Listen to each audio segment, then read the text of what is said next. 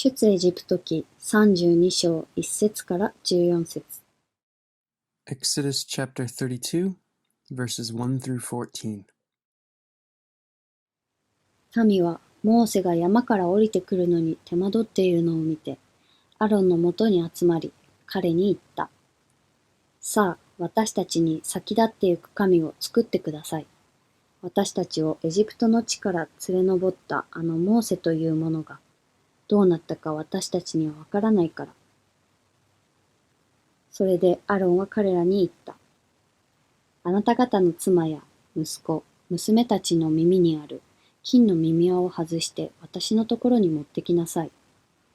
そこで民は皆その耳にある金の耳輪を外してアロンのところに持ってきた。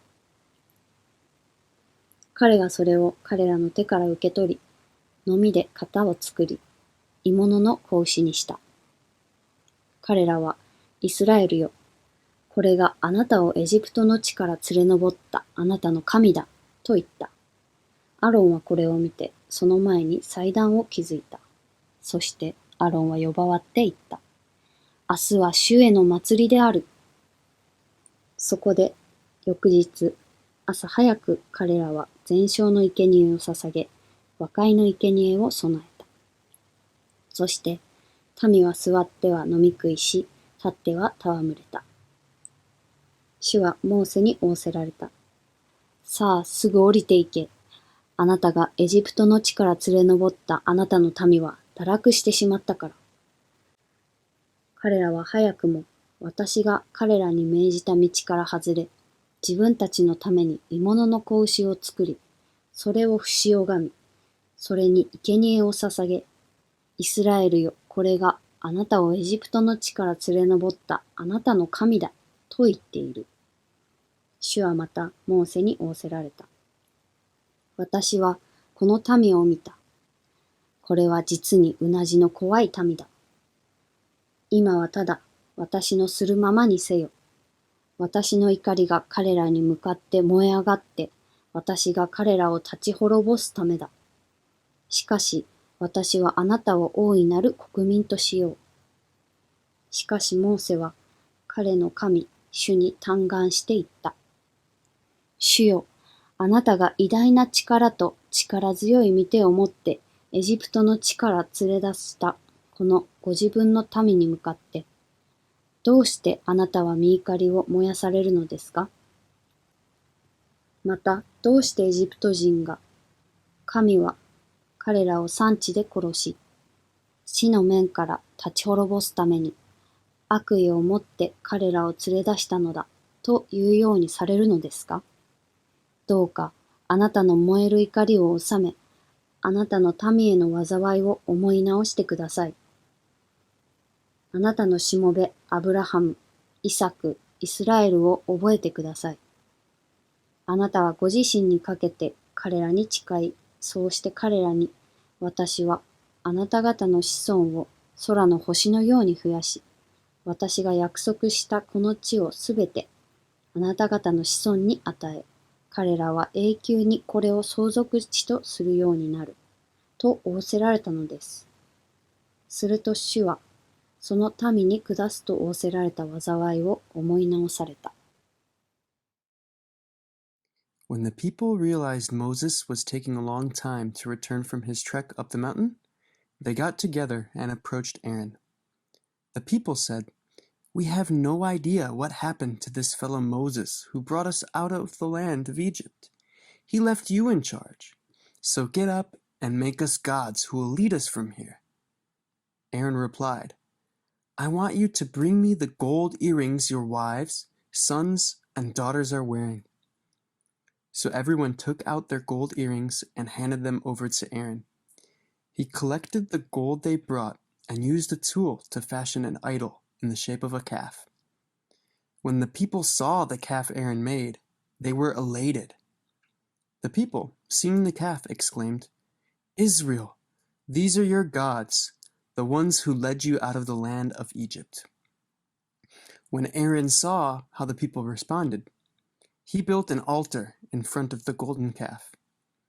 Aaron said, "We are going to have a feast to the Eternal tomorrow." Everyone woke up before dawn the next day and presented burnt offerings and peace offerings on the altar. When the food was ready, they sat down to eat and drink and then rose up to dance and play.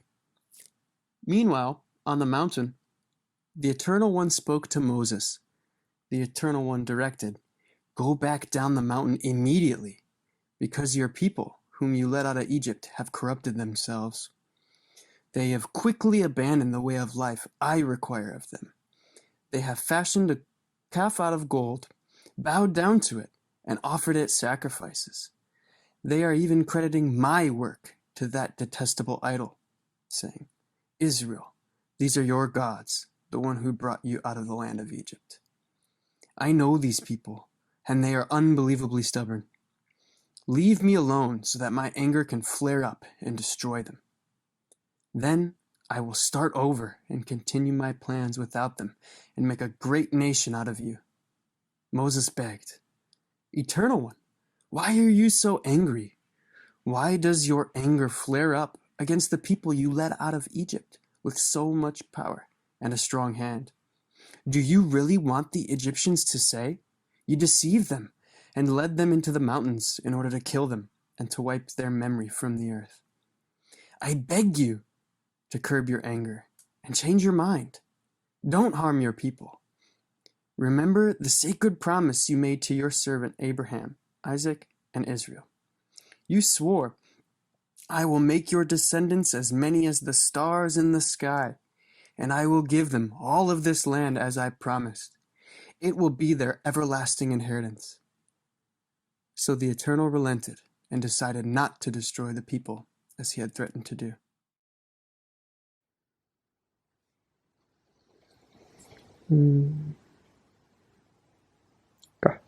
どうぞ。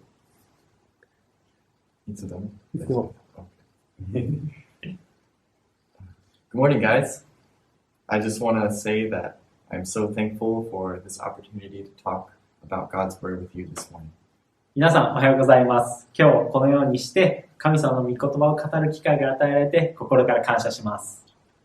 I'm especially thankful to Joel, Hiro, and Ken, and our friend Ashley, who took the time to share with us so much on the background of the Israelites and the Middle East during the time of the Exodus. 特にジョエルやヒロさん、ケンさん、また出エジプト時代のイスラエルや中東の時代背景について教えてくれた私の友人のアシュリーに心から感謝します。Like Kentaro, this is actually my first time to do something like this, and so I pray that God would speak through me the words that He would have us hear, and that He would use those words to encourage us in the faith, and that would overflow into the joy and rejoicing in who He is and the change He's brought about in our hearts. 先日語ってくれた健太郎君のように、私が礼拝の中でメッセージを語るのは初めてです。私の唇を通して、神様の御言葉を語ることができるように、またそれを聞く一人一人の信仰が励まされ、私たちの心を変えてくださったイエス様への感謝と喜びで満ち溢れますように。Before we talk about Exodus, I'd like to say that in these past 7 months, even in the midst of all of this, I've been so encouraged with the people here in our Mito church family. 出エジプトの話をする前に、一つ伝えたいのはですね、私が水戸で過ごした7ヶ月の間、水戸教会に一人一人にとても励まされました。Even though we're more separated and restricted than we were before, God keeps filling our cups so full of joy and love for one another. 今の時代、コロナウイルスの感染拡大によって今まで以上に分断され、また束縛されているように感じますが、神様は続けて私たちの器を隣人への愛と喜びで満たしてくださっています。I've especially seen this move of God in our Japanese Bible studies on Wednesday nights and in our prayer groups that many of us have been a part of. この神様の働きを、水曜日の夜の聖書勉強会や祈りのグループで特に見ることができました。It's so awesome to see the children of God interceding for each other and bearing each other's burdens.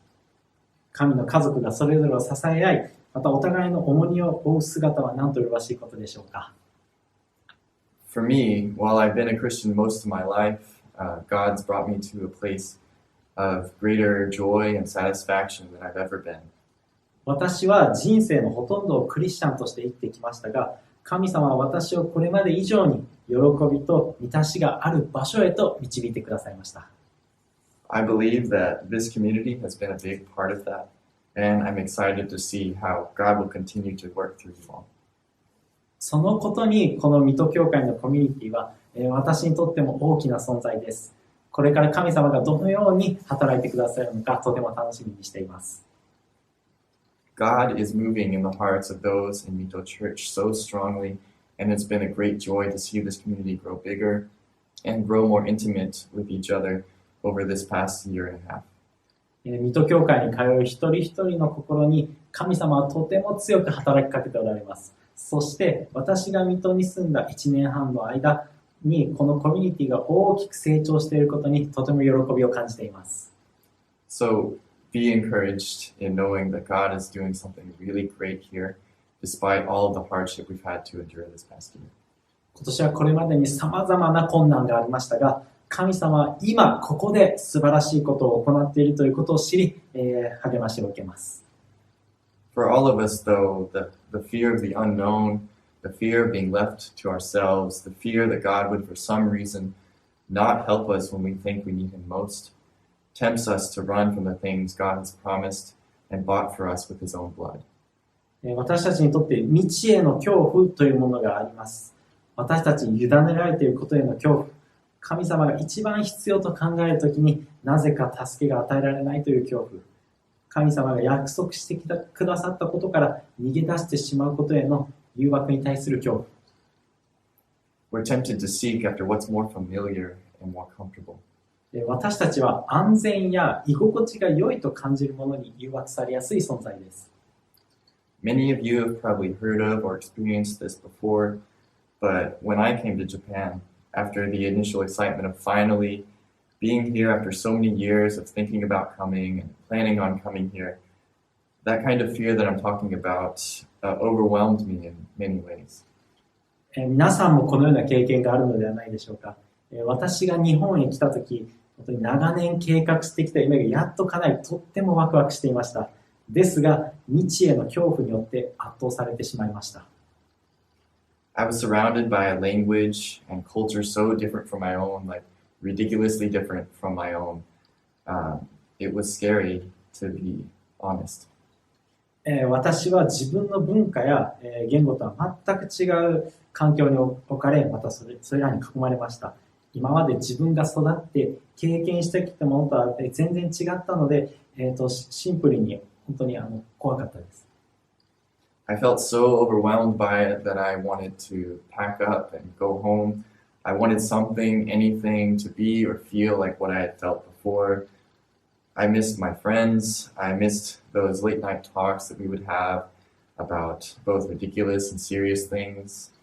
あまりにも圧倒されてしまって、すぐに荷物をまとめて帰りたくなりました。自分にとって安心できるもの、馴染みのあるものが欲しいと感じました。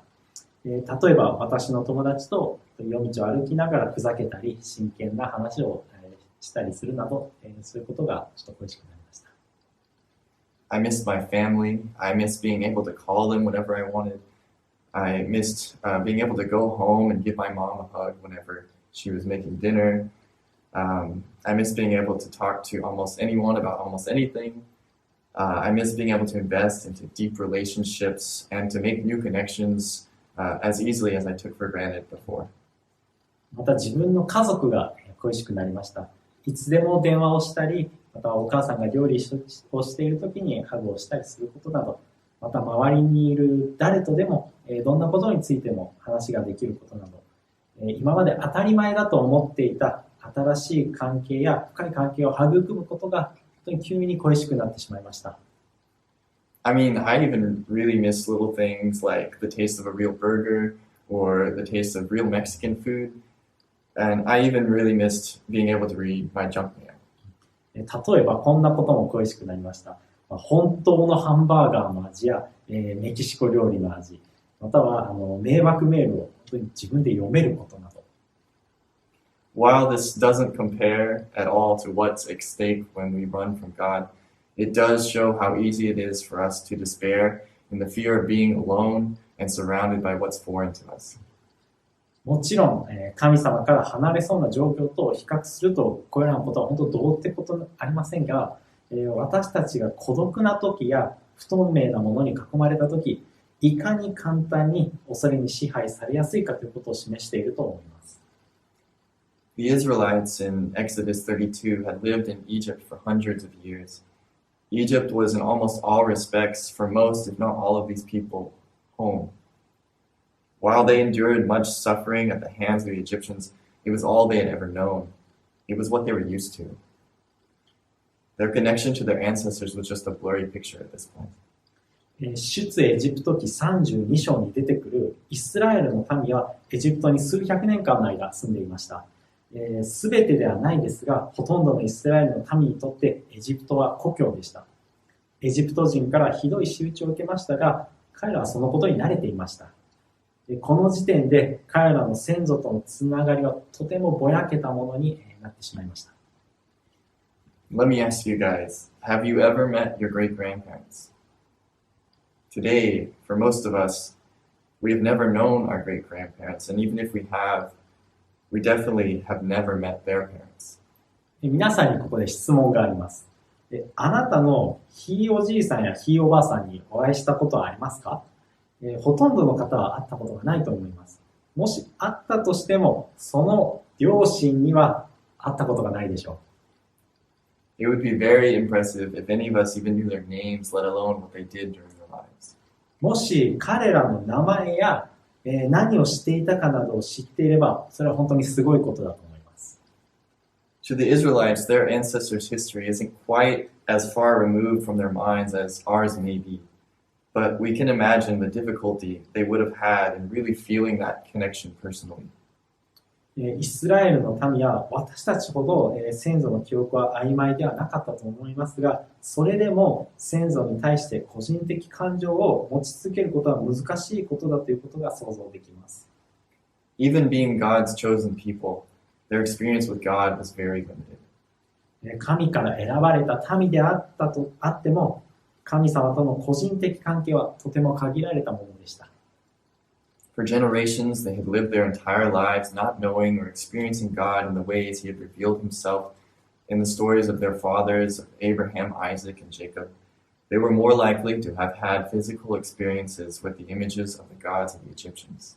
何世代にもわたってイスラエルの民は先祖であるアブラハム、イサク、ヤコブに現れた神様のことを知ることも経験することもありませんでした。むしろエジプトの神々と関係を持っていました。Then, in chapter 4, a man named Moses comes to them telling them that I am has sent him. そして4章でモーセがイスラエルの民に向かって私はあるという方が私をあなた方のところに使わされたと言いました。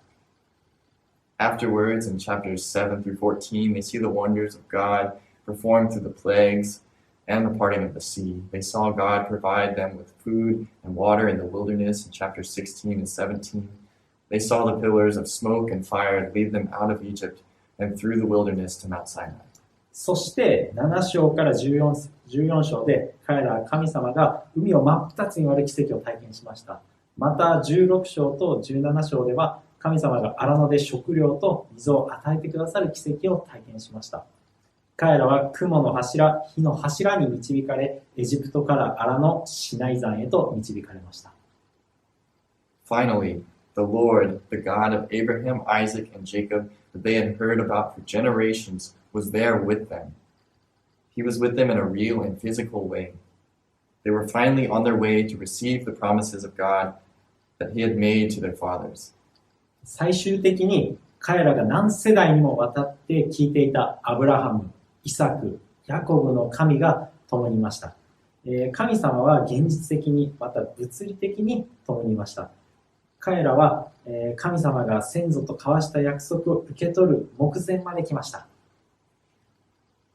As they stopped beside Mount Sinai, Moses goes up to receive God's commandments on the 2 tablets of stone, which represent His covenant love for His chosen people. イスラエルの民はシナイ山に泊まり、モーセは神様から2つの石に刻まれた十戒を受け取るために山に登りました。So Moses goes up there for quite a while, and we can read in chapter 24 that God waits until the seventh day to even start talking to them. モーセはしばらくの間、山にとどまりました。24章を見たらわかるように、神様はモーセに話しかける前に、7日間、待たなければなりませんでした。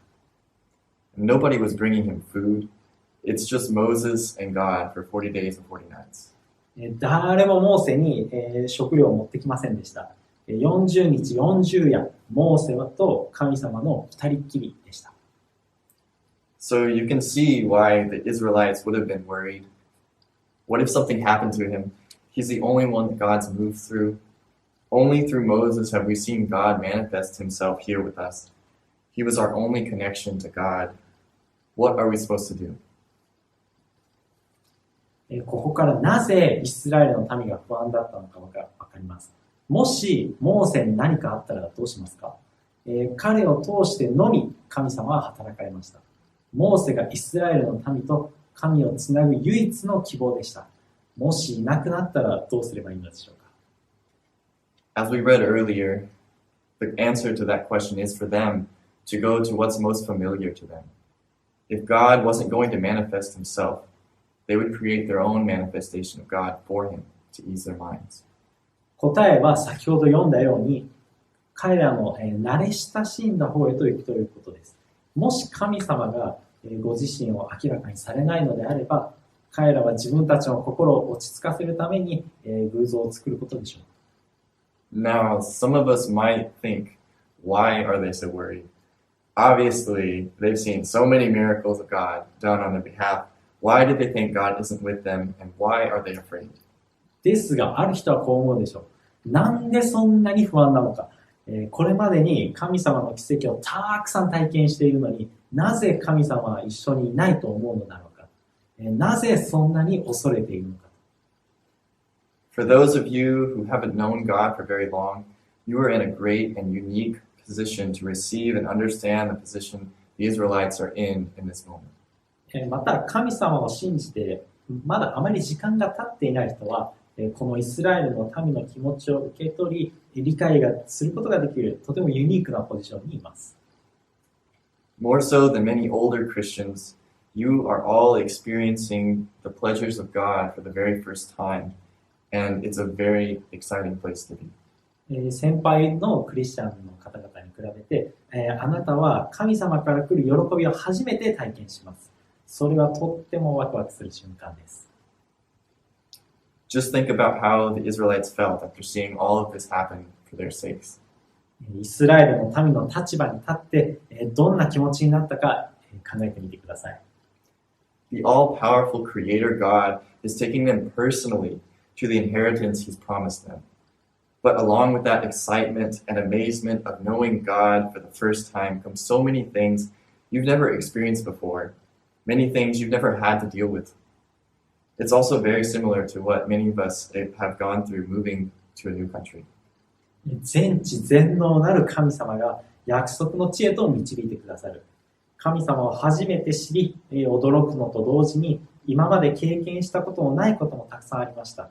ここにいる皆さんも新しい国へと引っ越したときにこのような経験をされたかもしれません。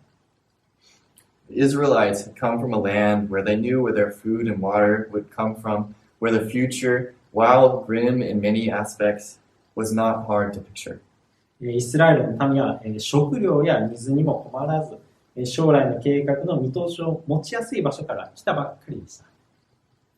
They came from a place where everything was decided, to come to a place of little food and water, where they were surrounded by enemies that you can read about in chapter 17 and later on when they do battle with the tribes of the area.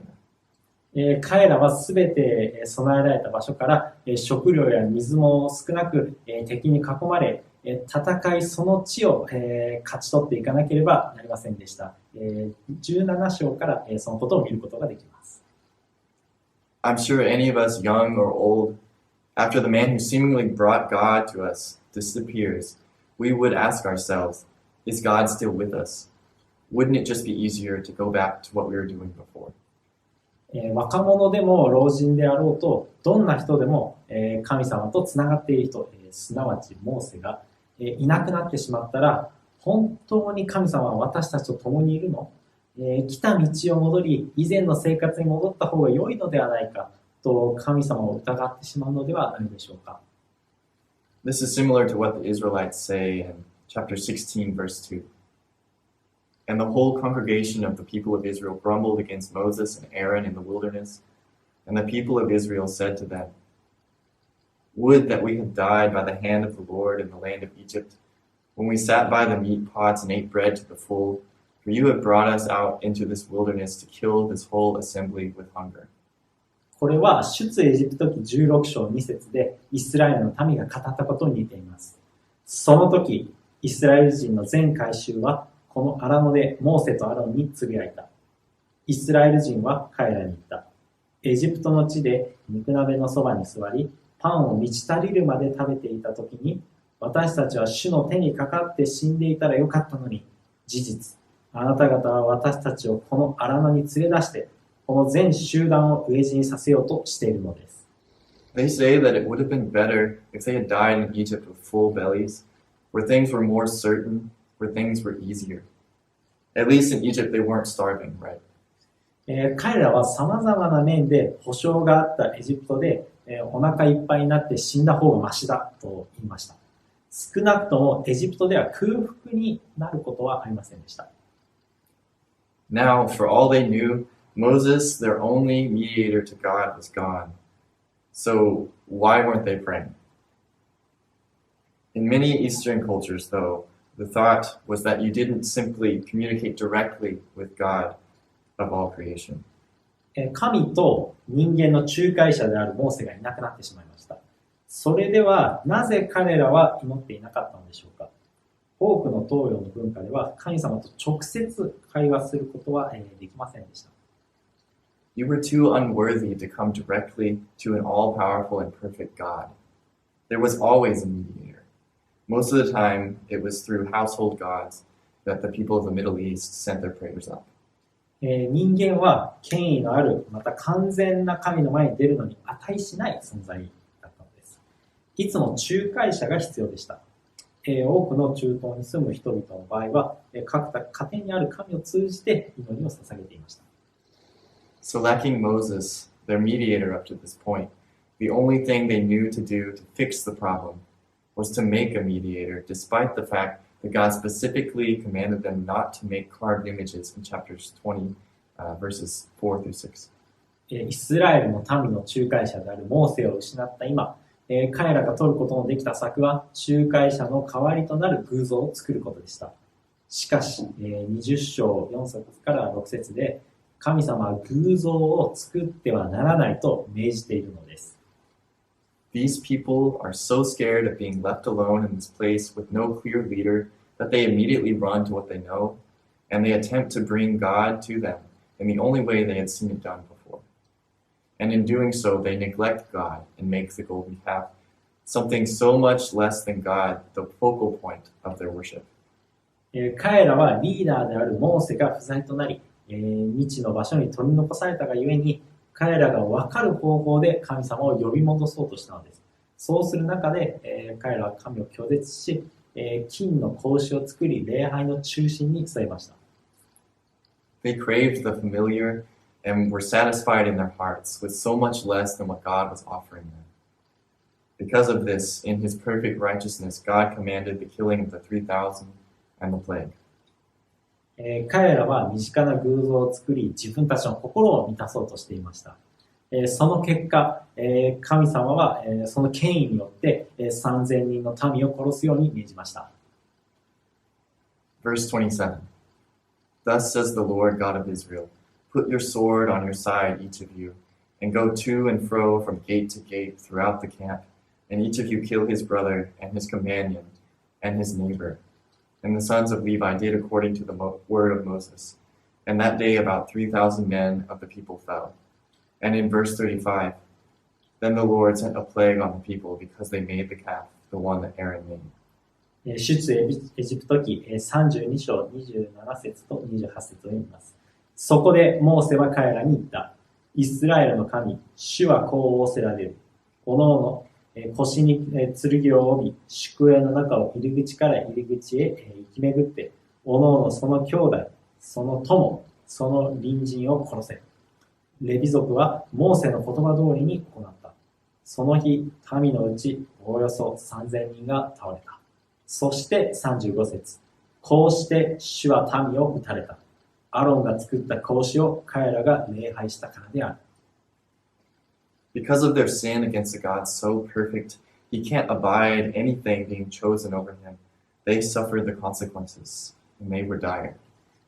彼らは完全なる神様に対して罪を犯してしまったので、結果として裁きを受けることとなりました。But in this we learn, just as the Israelites do for the first time, how righteous God is and how utterly impossible it is for us to live up to his perfect standards. ですが、このイスラエルの民の姿を通して、私たちは神様がいかに正しいお方で、その完全なる基準に満ちるよう生きるのは不可能だということを知ることができます。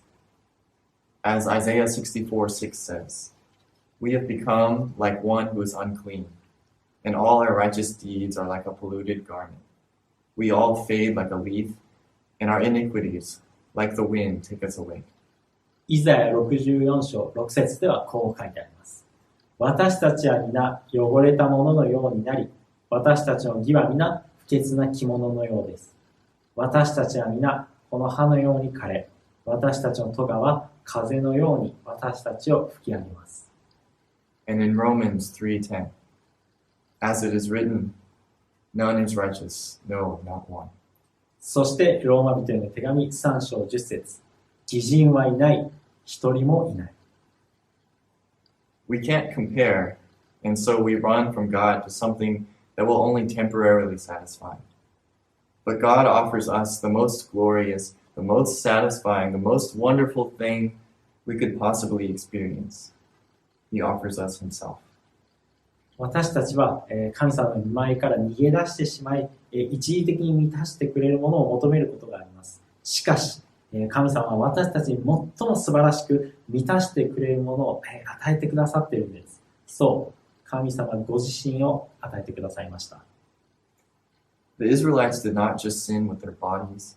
Their sin began in their hearts as they desired and were satisfied with so much less than the only person who can truly satisfy our longings.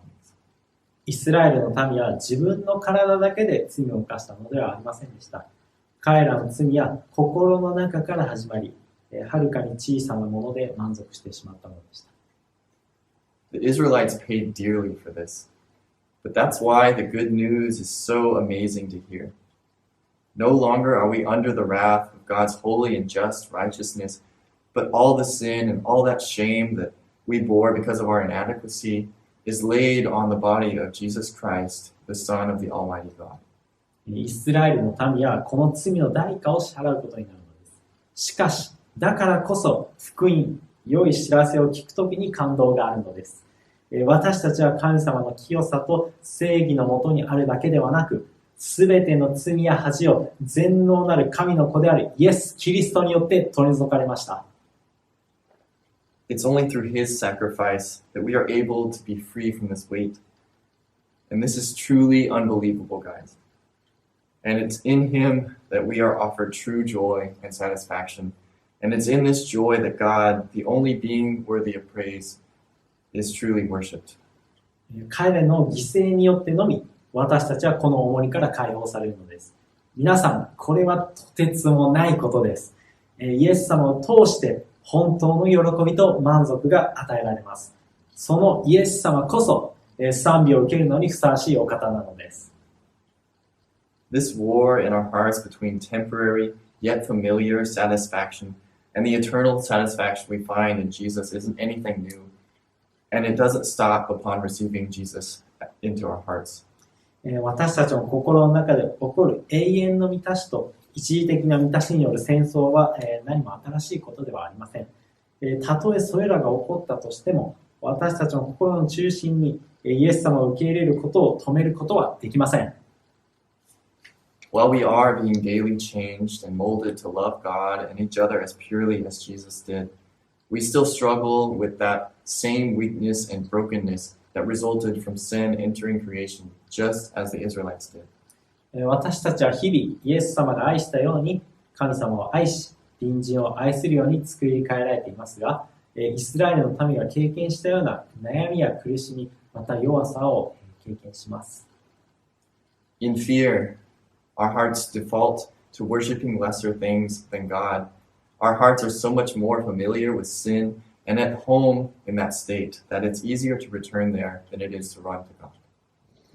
恐れの中にあって私たちの心は神様より価値のないものを礼拝しようと働いてしまいます。私たちの心は罪に対してもっと身近に感じ、神様のもとへ行くよりも簡単なことだと思ってしまいます。Here in a world that pulls us in every direction, begging for our attention, it's so much easier to just go back to normal life. But that's not what God has called you as His children. この世にあって以前のような生活に戻ることは簡単なことです。しかし、神様はそのように生きるために神様の子供と呼ばれたのではありません。He has called you to a place so much higher than the cravings we have for the things of this world. 神様は私たちにこの世が与えることができるものよりもはるかに良いものを与えたいと思っておられます。While it is scary, because we don't know where He's taking us, there's no comparison to the joy and excitement of going. 神様が私たちをどこに連れて行かれるかわからないので恐れはありますが、神様と共に歩む喜びには変えられません。In Hebrews 11:8, we can see Abraham do this. By faith, Abraham obeyed when he was called to go to a place that he was to receive as an inheritance. And he went out not knowing where he was going. So just like Abraham, let's follow God into the unknown and the unfamiliar to treasure His glory. ヘベル人への手紙11章8節ではアブラハムの姿を見ることができます。信仰によってアブラハムは相続財産として受け取るべき地に出て行けとの召しを受けたとき、これに従いどこに行くのかを知らないで出て行きました。このアブラハムのように神に従い慣れない道も歩んでいこうではありませんか。So my question today is, where do you run to? And what are you satisfied in most when you feel alone and uncomfortable and fearful? 皆さんに考えていただきたい質問は、あなたはどこへ逃げますか？また、あなたが孤独や恐れに支配されたとき、何があなたを満たしているでしょうか？ Do you run to watching TV shows, playing games, eating, social media, pornography, sex, alcohol, recognition from others, or anything else less than God? あなたは、何に逃げているでしょうか？テレビ、ゲーム、食事、ソーシャルメディア、ポルノ、セックス、アルコール、他者からの承認の欲求、もしくは神様以外の何かへと逃げてはいませんでしょうか？